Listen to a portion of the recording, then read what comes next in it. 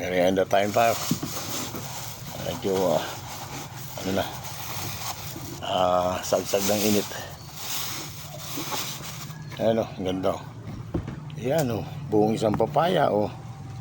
Ayan. Hindi na pwedeng ibenta to. Gawa ng o, yan. Ayan o, may mga na.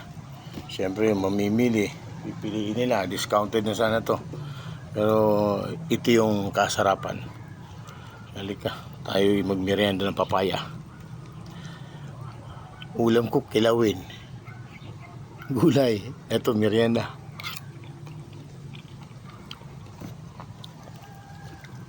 Tamis.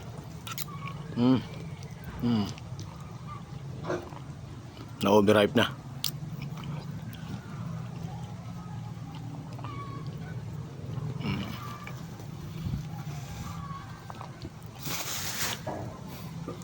Yung mga mahirap magbawas dyan, ito ang kainin nyo.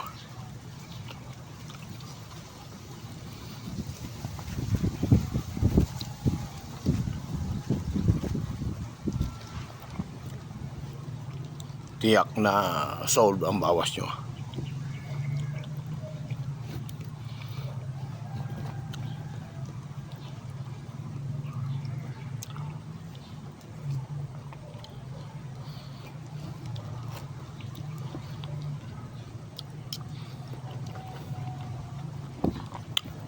Kalahati na naubos ko. Isa pa.